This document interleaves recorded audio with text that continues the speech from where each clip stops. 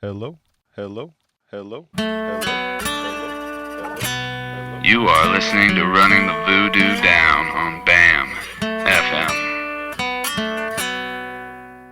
Welcome to the Running the Voodoo Down podcast. I'm Micah Dubroy, and today we're doing something a little different. This show is about music and getting to the core of what it is and who the people are who create it. But this episode, we get a glimpse behind the curtain of where it happens. So it's a look at performance spaces, but not just any performance spaces, secret performance spaces. There's a layer of cool that surrounds an underground concert. It's edgy, it's real, so to speak, and you, by the fact of just knowing about it, are on the inside. But for the most part, it's illegal. So for those who really put their time and energy and love into these places, I ask them, why? Why do this crazy thing?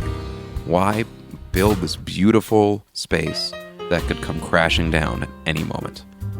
Today we have two such places situated on either side of the San Francisco Bay. Both are deeply loved institutions that have been running for several years, and both are currently in a transitional phase as they try to go legit. This turns out to be an opportune time to speak with their owners and curators, as we can actually talk candidly on the record about what's going on, and because it's already a moment where they've had to reflect on what it is they've built. My first guest runs Birdland, formerly known as Birdland Jazzista Social Club, which has existed illicitly in Berkeley, California since 2010. After years of, shall we say, trouble with the authorities, they are moving to a new space in a converted bar in Oakland, just a few miles south, in a neighborhood that they hope to revitalize with music. I spoke with the owner while sitting on upturned buckets in the empty and somewhat cavernous main room of his new place. My name is Mike Pereno, and people in the neighborhood call me Birdman Mike because I make a lot of these rustic birdhouses in Berkeley, and I've been doing it for about 17 years. I'm probably up to about 11,000 now. I can make about 150 a month. And you run a music venue as well. Well, we don't really call it a venue, but we just call it a big garage party. When Mike says garage party, he's not kidding. You enter through a gate ornately covered with his rustic, reclaimed birdhouses. There's then a small patio where a guy is grilling up a mountain of various delicious-smelling meats, and then you enter Mike's actual garage. There are chairs and leather couches, all oriented towards the small stage at the back of the room with a piano and drum set and a couple amps on it, and a neon sign above that says Birdland.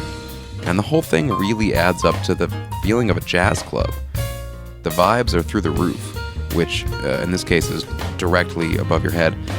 In our neighborhood, we have these annual block parties, and it's just once a year, and you don't get really to know your neighbors.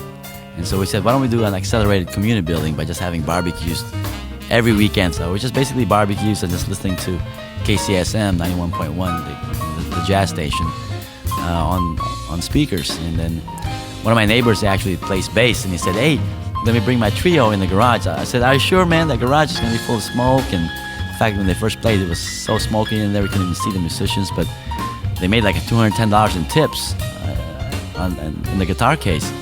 So Paul's like, hey, let's convert this to a jazz club. And I'm like, are you serious? I said, well, if you want to do it that way, I got to do it the right way, the way I would imagine a jazz club to be, right?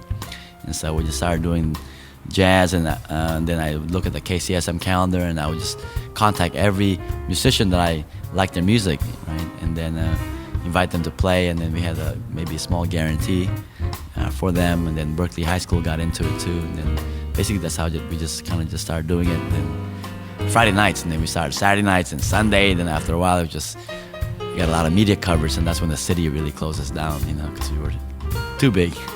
So you've been shut down, you said 6 or 7 times? Yeah, we've had been shut down about 6 times, and we paid over about $40,000 in fines, right, for giving free food to the public, obstruction of the sidewalk because there's people on the sidewalk even though there's nobody there around 11, because it's a very sleepy part of North Berkeley, right across the BART station, and also for running nightclub-like activities in the garage.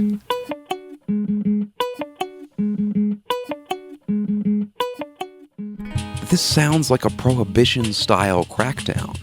And Mike told me about his Prohibition-style response. Oh yeah, I mean we have a little signal when the cops show up. We basically have a lookout, right? And then the lookout would say password from the outside, which is the nickname of my little beagle. He would say "Osanfit, Osanfit." That means the cops popo are here. And then we have this little power strip that we turn on, and then the garage goes down. The garage door goes down.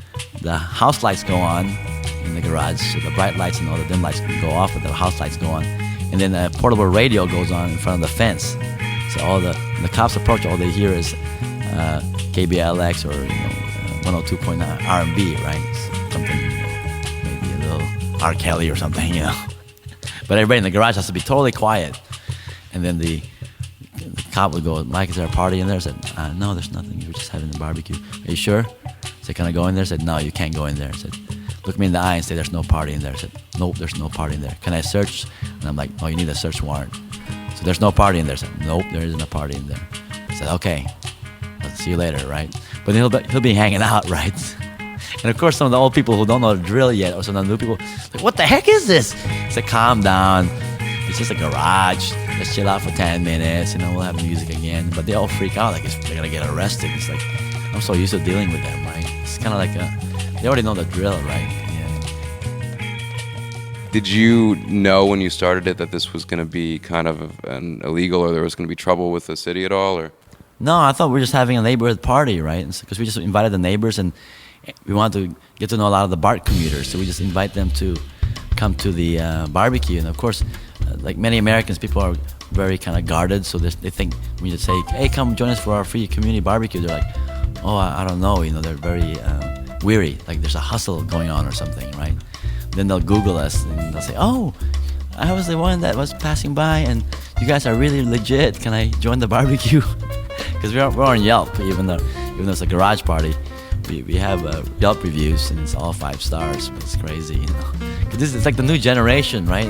In many developing countries or wherever, even in old Europe, you just get to know everybody in your neighborhood. If there's a party going on in the neighborhood, everybody should know about it, right? But a lot of folks don't even know what's going on in their neighborhood. That's how isolated, Americans are today, especially the younger generations, right? This role of music as a community builder is obviously very important for Mike. Yeah, I think it breaks down a lot of barriers because our litmus test really in terms of music is that if your 93-year-old grandmother can dig it and your 3-year-old niece can dig it and you dig it, then it's gotta be okay. Right? But if it's just one demographic group, right, then it's all bad. Because sometimes when you look at some of these things that are coming out in the Bay Area in terms of the new hit thing, the new fad, food trucks, this and that, it's only one demographic group really, right? Basically just get back to basics, right? And music and food, it's kind of common for every culture. So we should just stick with that, what works. Mike traces these priorities back to his home country of the Philippines. And you grew up in the Philippines, in Manila, or? Yeah, I grew up in a small province up north, but even Manila, city of 20 million people, neighborhoods, people know everybody. They know when you walk in that neighborhood that they've never seen your face there before. So everybody would want to know who you are. Yeah. And what was the music scene like there, or for you growing up? Well, in the Philippines, there's not so much restrictions because Filipinos are really into music, so you don't have to deal with a lot of music agencies, cabaret permits, hours or licensed music in residential neighborhoods, right? You can basically just run a karaoke bar out of your house, right? Nobody really cares because everybody else is doing it anyway, right? And so I think there's a point where you can't really enforce it when everybody's doing it. So in the Philippines, in just one strip mall, there's more music in one strip mall in Manila than the entire Bay Area at any given time. That's how music really works over there, right? But here you got to do the ASCAP, BMI, the cabaret license, after hours permits, etc., etc. In the Philippines, it's not so restrictive, so music flourishes. Predictably, Mike takes issue with certain aspects of licensing law. Do you think that licensing and regulation really restricts music and communities from growing? I think if people are just doing it for not for profit and just neighborhoods, right? I think people should be a little bit more relaxed so that they actually encourage people to be more creative as opposed to say, oh, copyrighted music, there's a house concert, bam, here's the lawsuit from ASCAP, instead of like saying, okay, can we work this out, in some way so that you can still support your endeavor, but maybe what is your budget? Just pay us a little bit, and we'll work with you instead of just slapping them with a lawsuit and then just kind of eliminating the whole music scene in a house concert, and then basically there's no creative endeavor after that, right? To really get into that debate is material for a whole other episode. But in the meantime, I'll just note that even in Mike's case, flying under the radar isn't always an option. He's had some, shall we say, industry attention. We had actually Mumford Sons try to play there after a concert at the Greek, and we had never heard of them. I was thinking Sanford & Sons, right? And they were laughing. It's like, oh, Mike, it's cool. You guys don't listen to us. You guys listen to jazz, so we don't expect that you should know us, even though we just played at the Grammys, right? They wanted to get up on the stage. I said, I've never heard of you guys. Did you check them out? Did they play? Or? No. I looked at them on Wikipedia like a few days later. Right? Oh my goodness, these guys are famous. For those of you who also might not be familiar with Mumford & Sons, they were at the forefront of a certain kind of stomping, twangy, revivalist folk rock movement, and they won the Grammy for Album of the Year in 2013. Yeah, in 2012, I actually wanted to move to the Philippines, so we gave a media funeral to Birdland and the birdhouses so that the city Berkeley would just like, okay, he left already, okay, we don't have to worry about him anymore. And then I came back after like 6 months, and then we just had a few parties. And then we got another citation when Ben Flock came from New York. That was like August 24th, and then that was a $6,000 fine. And then they tried to bust us in November when we were doing the Typhoon Yolanda fundraising. We had 24 big boxes we were going to send on a container. And I'm like, the cops who showed up were even shaking their heads. Like, what are we doing here? Asking this guy. They're having a fundraiser to help the 4 million Filipinos who just, lost their properties and, whatever, devastated their lives.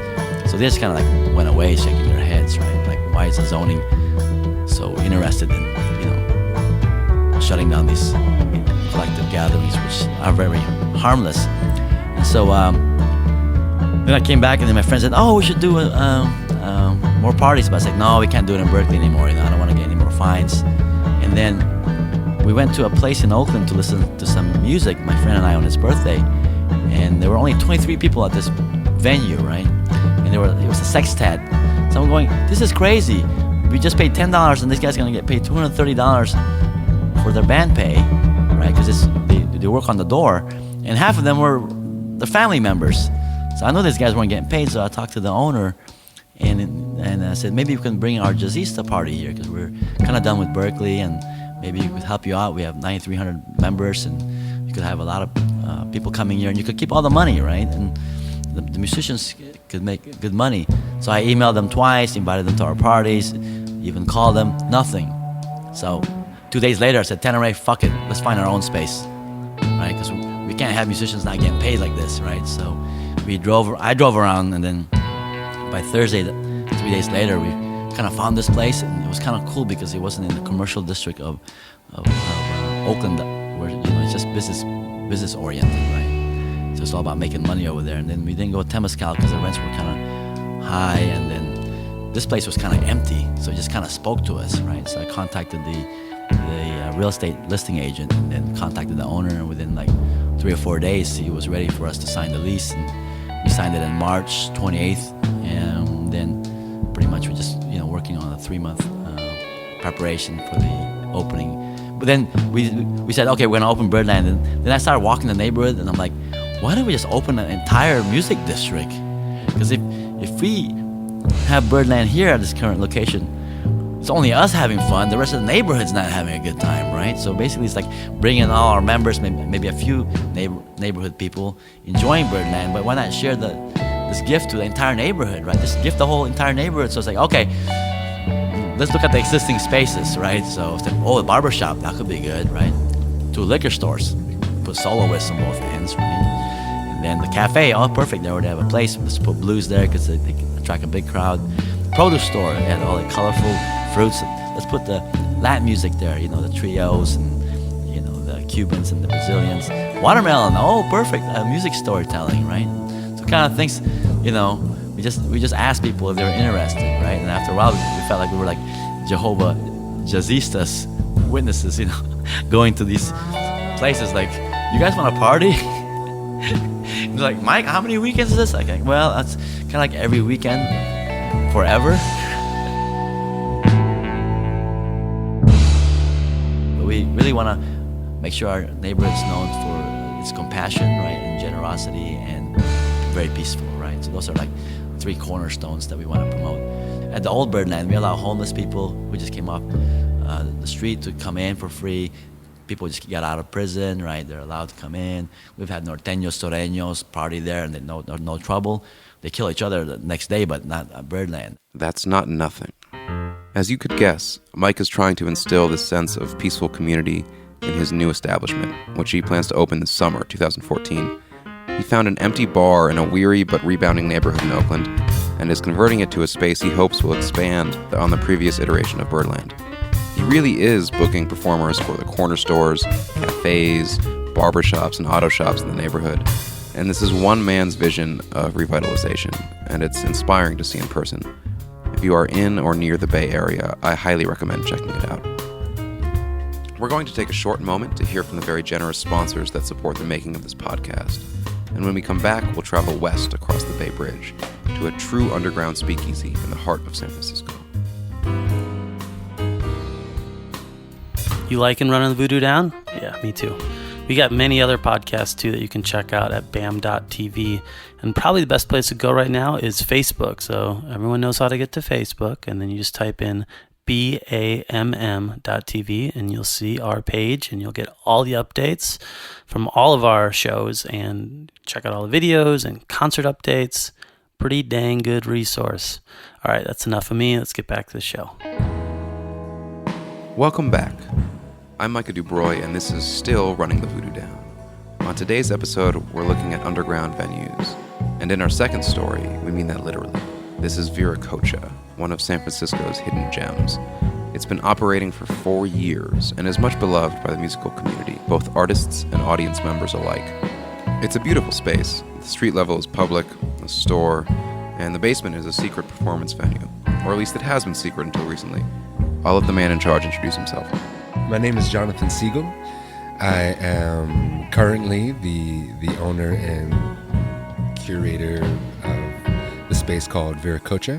Viracocha is located on 21st and Valencia Street in the Mission District. It is part retail space and part performance space. The street level is an amalgamation of both an art gallery, a men and women's fashion, vintage fashion, antiques, local artisan crafts, really pretty much whatever comes in the door. And the downstairs is a performance space. It's open to also all forms of expression. Anyone who wants to come and use the space, we're pretty much open to any suggestions and ideas. But mostly we do music, theater, dance, comedy, lots of different literary-based events, poetry readings. John has a background in photography, design, and a variety of visual and performance arts. And he really put a lot of time and love into the space. The bathroom, of all things, is so compelling that it was featured last year in a competition for America's Best Restroom, alongside the Waldorf Astoria in New York. People will walk blocks out of their way just to use it. I kid you not, I've seen it happen.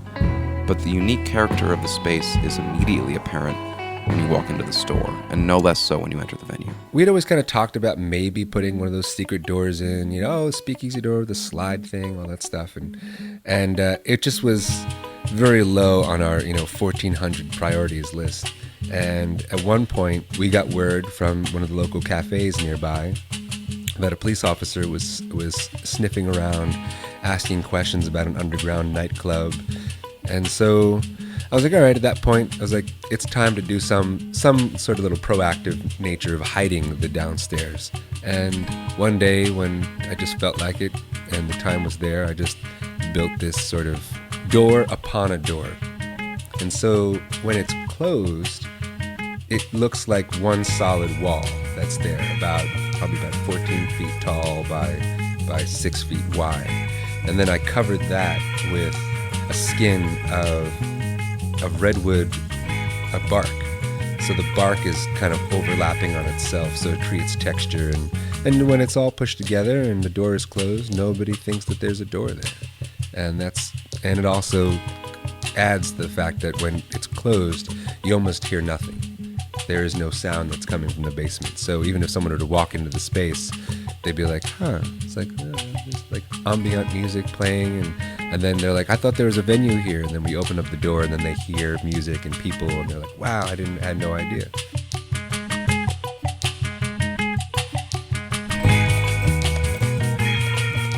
Adding to this mystique is the history of the building itself.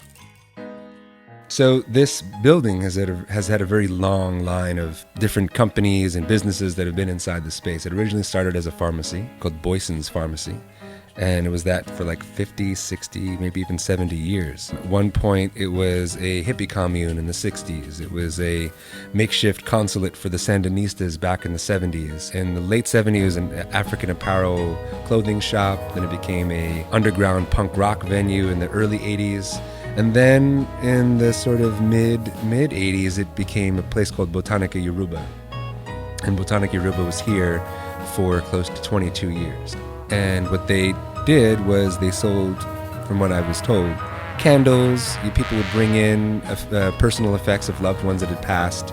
They would make candles personally for people that had these objects in them, so you could burn them and try to commune with their spirit, and other accoutrements to go along with that particular religion called the Yoruba. Now, they also were the epicenter for, all voodoo practicing going on in the city. And so the downstairs level where we hold our performances was an area that we were told was used commonly for ritual sacrifice. Chickens, turtles, goats, and there's stories of people, watching the animals come in. There's stories from people next door hearing weird screams and, the noises of the animals. There's stories I hear from, the gas and water, meter people who come down here, and they're like, oh yeah, it's like I remember walking over this river of blood, and like they started screaming at me and telling me to run out, but that's has a lot of negative things sounding like it. The Botanica Yoruba folks were nothing but ultra sweet to us. When we came in, they already vacated a couple years in advance, but they mentioned that they not only cleansed the space, but that this place is blessed.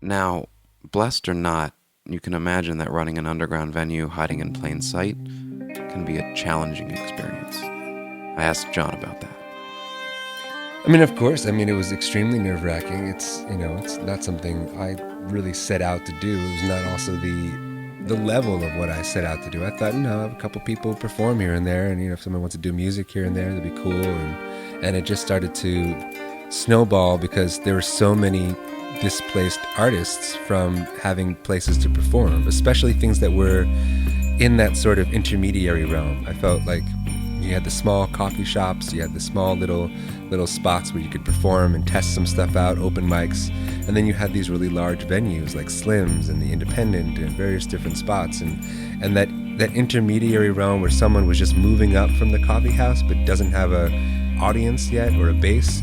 I felt that part was missing.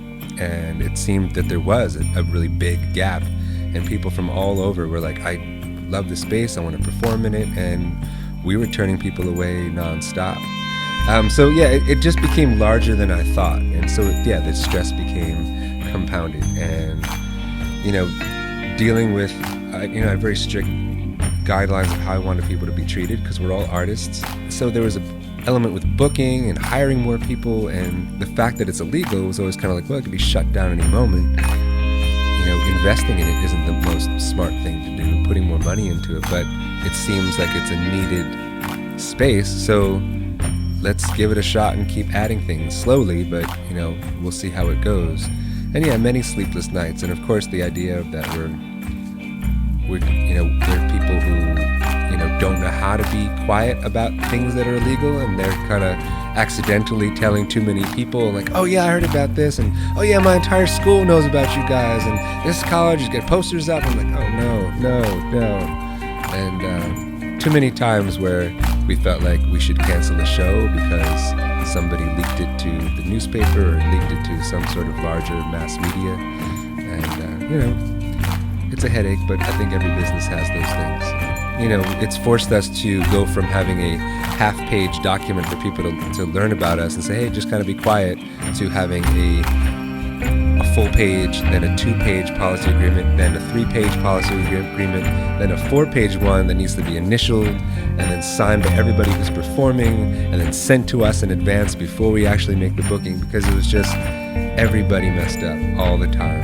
And you learn as you go.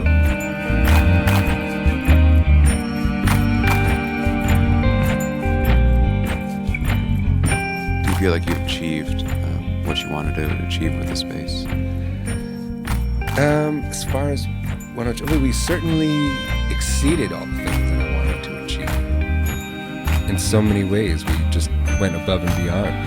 I just didn't even. I had ideas and I had some things that I wanted to do, but we had so many people willing to help out, get involved. I've seen some just super amazing performances here in this basement. We've all sat together and cried and laughed and had some of the most memorable times of our lives.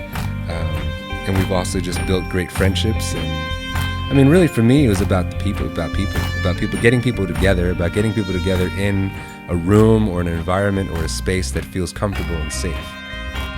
A lot of it stemmed from the fact that I was frustrated with the fact that my friends were so brilliant, and I thought all of them were geniuses, but all of them were hindered by their 9-to-5 jobs. All of them were like, oh yeah, I haven't written in a while, I've been working, and we'd sit around and get some drinks after a poetry reading, and everybody just sounds so bogged down by the pressures of finances.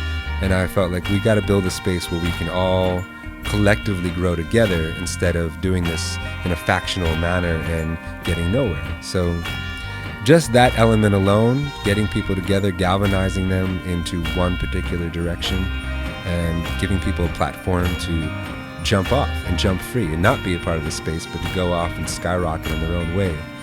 Those are the things that make me feel that, it's way bigger than what I set out to do.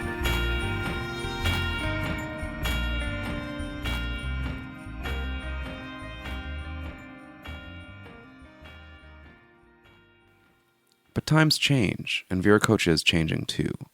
John has decided to remove himself from the place he built up, giving the space over to new management. And in the process, they're trying to go legit. In some ways, the whole project was inspiring and life-changing for John, and in some ways, it was an ever-present burden. And recently, it just became too much. Because I was going through very difficult emotional stuff in my life. And at that point, we've been running for a couple years, 3 years or so, but I had the idea of how to manage folks, still be friends with everybody, employ friends, not make it too awkward, just be like a mother and father and good friend to everybody, and figure out a way to make the dynamic work. But then once I lost my ability to be strong and hold myself together, that's when it started to really just be noticeable. I couldn't focus on the store itself. I couldn't focus on how to resurrect it out of this sort of mire of financial difficulty. And I started realizing that I just can't really do this. I'm not really the right person for this job anymore. A lot of it stemmed from heartbreak. A lot of it stemmed from personal things and people in my life that I've, as of yet, still been unable to fully let go of or really completely deal with all the ins and outs of those things, because I haven't had the time.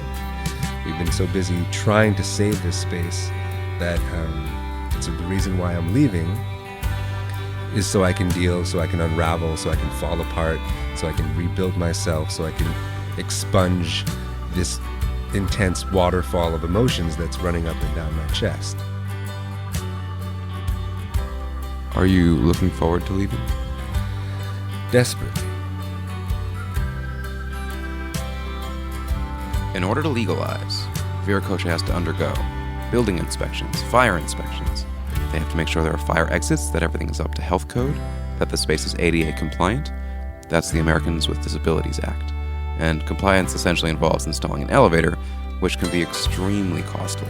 John's found people to donate their time and energy to make it all doable, and the city has supported his every move, in part because there's never once been a complaint or problem with the space.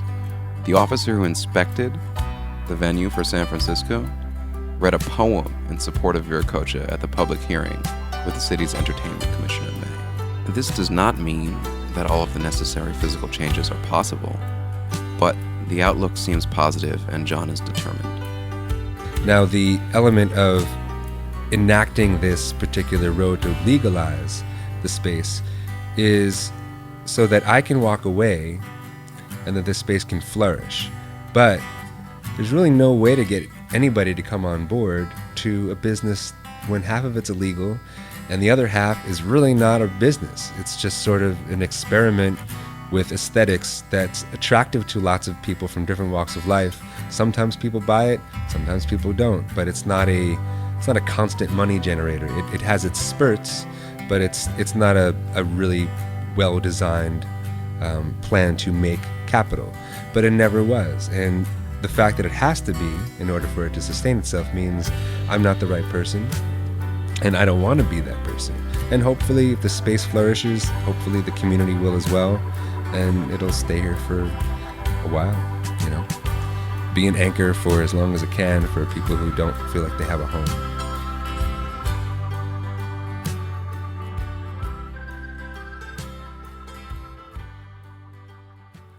It all comes back to making a home.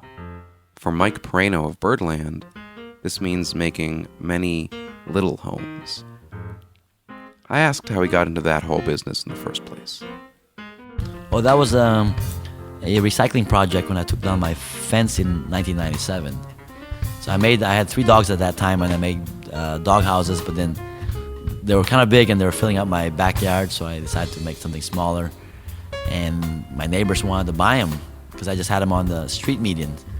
And I would put little signs that would say, last of the affordable housing in the Bay Area. This was during the .com bubble, so a lot of the houses were very expensive. So people just dug it and they started buying them, and it became a cottage industry. Mike is using his birdhouses as both a symbol and a marker of his vision for a revitalized community at his new location in Oakland. I've been trying to talk to some of the artists that have been here longer than I have, and they're still scared to put their art because, this neighborhood was marred by drugs and, just a lot of violence 10, 15 years ago, right? I think the artists who were here probably 2000 on are still afraid of putting their art in the public spaces.